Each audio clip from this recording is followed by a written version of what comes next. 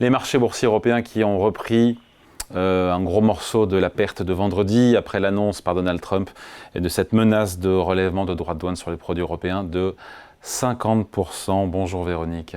Oui, David. Comment vous appréhendez ça? Encore une fois, on est passé d'une menace à horizon une semaine de 50% de surtaxe sur les produits européens, ce qui serait évidemment catastrophique, surtout pour l'Union européenne, qui a plus de 200 milliards d'euros de déficit d'excédent commercial et de la balance des services. Et en même temps, il s'en est pris aussi à Apple, ça on en parlera un petit peu après. Qu'est-ce qu'on se dit pour les marchés financiers d'ici le mois de juillet, d'ici le 9 juillet? Ça va swinguer de nouveau? Écoutez, les marchés ont horreur de l'incertitude et la manière dont Donald Trump manie la barque, effectivement, entretient une incertitude sans nom. C'est-à-dire qu'on passe de 20% à 50% du jour au lendemain, un vendredi soir, pour finalement revenir sur ses pas le dimanche. Donc effectivement, pour l'instant, c'est un soulagement parce que les 50% promettaient d'abord un choc pour les exportateurs européens, mais certainement des répliques européennes, donc une escalade quasiment inévitable parce qu'il y a des choses qu'on ne peut pas diplomatiquement, ne serait-ce que sur ce point, accepter. Et donc c'était effectivement une crainte majeure. Est-ce qu'on est pour autant tranquillisé aujourd'hui? À vrai dire, on n'en sait rien. Parce qu'effectivement, tout est semble des mesures à l'emporte-pièce. Il faut de la séduction, il faut qu'il arrive à montrer à ses électeurs qu'il est suffisamment fort et écouté, et peut-être qu'il fait trembler le monde. En tout cas, c'est un petit peu comme cela qu'il se présente. Donc, certainement pas un environnement apaisant pour les marchés qui permettent effectivement aux investisseurs, d'une part, d'avoir de la visibilité, tout simplement parce que les entreprises n'en ont pas. Et comment en avoir? Ni les entreprises, ni les responsables de politique économique qui sont constamment exposés à l'aléa et aux sautes d'humeur ou on ne sait trop quoi en provenance des États-Unis. Ce qu'on voit, c'est que finalement Donald Trump monopolise absolument toute l'attention des marchés financiers et il a la capacité encore de le faire, bien évidemment, et tout ceci crée un environnement des plus instables. Après, quand on voit la réaction des marchés boursiers, notamment européens vendredi, autant il y a un moins 3% sur l'annonce, autant quand on clôture, vendredi on est à moins 1,5%. C'est comme si les marchés finalement n'y croyaient pas vraiment. Effectivement, parce que sur le coup, c'est le coup de semonce qui prend tout le monde à rebours. Je rappelle qu'on avait retrouvé un peu d'enthousiasme sur les marchés européens. Les marchés se mettaient en mode reprise cyclique. On avait eu également la révision à la hausse du PIB allemand, des signes patents d'une amélioration de l'industrie, de la vie industrielle. C'est quand même en général de là que viennent les premiers signaux cycliques, d'une amélioration cyclique. Donc c'est vrai que la réponse des marchés vendredi a été d'autant plus violente sur le coup. Et puis après coup, après digestion, on s'est dit est-ce que c'est bien raisonnable?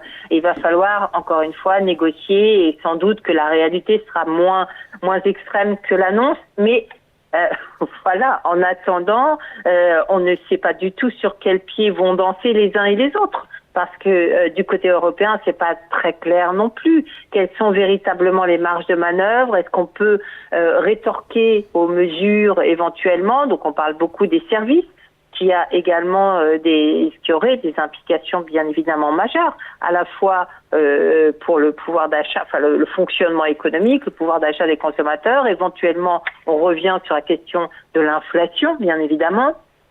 Et donc tout ceci englobe l'intégralité des éléments sur lesquels normalement des investisseurs se basent pour échafauder leur stratégie d'investissement. Mais quelle serait la meilleure riposte européenne qui conviendrait le mieux au marché boursier et au marché financier? C'est l'absence de riposte, justement, de représailles? C'est de chercher l'accord le moins mauvais pour l'Union européenne, puisqu'elle a des excédents commerciaux en centaines? Je crois pas, je suis pas sûre. Peut-être qu'à court terme, effectivement, les marchés se satisferaient d'une Union européenne qui courbe les chines, quelque part. Un peu comme les Anglais, un peu comme le Royaume-Uni.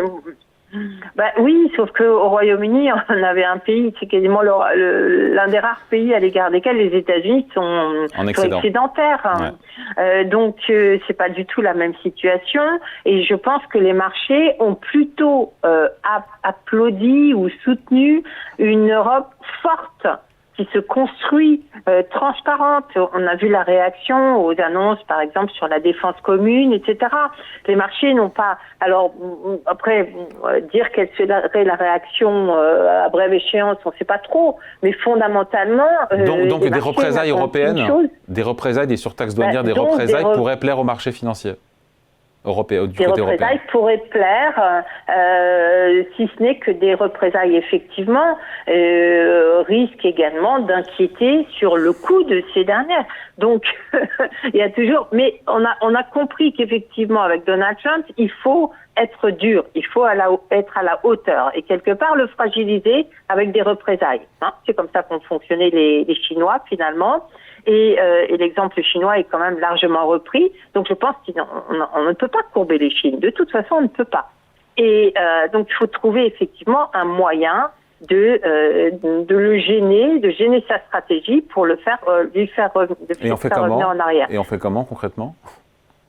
Eh bien, concrètement, il faut effectivement répondre œil pour œil, dent pour dent, comme certains le disent. Mais je crois que la réponse, elle est là, au moins temporairement. C'est pour ça qu'on a quand même du mal à penser que l'épisode soit clos et où on peut envisager qu'effectivement, d'ici au 9 juillet, il se passe pas mal de choses. Reste également cette volonté de Donald Trump de faire dévisser le dollar. C'est peut-être la monnaie d'échange sur ce plan-là qu'il essaiera de renégocier, mais ça ne sera pas seulement avec l'Europe, ça ne pourra se faire qu'au niveau international.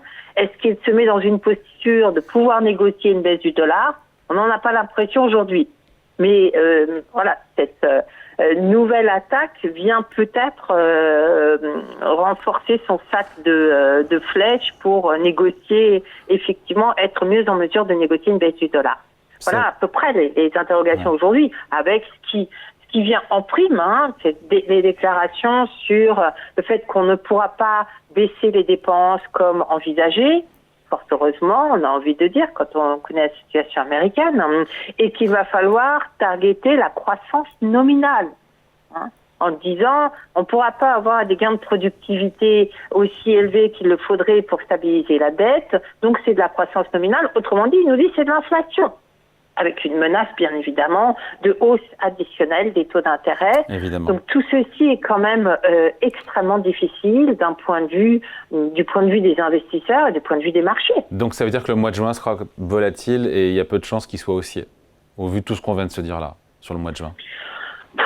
Incontestablement. En tout cas, après, on peut avoir des bonnes surprises. Mais pour l'instant, vu ce sur quoi on peut se baser aujourd'hui, effectivement, il faut se méfier de tout et surtout ne pas prendre de risques, bien évidemment, dans le contexte actuel. Allez, merci beaucoup. Explication signée Véronique Riche-Flores, économiste et présidente du cabinet RF Research. Merci Véronique, salut. Bonne journée, David, bonne semaine. Bonne journée.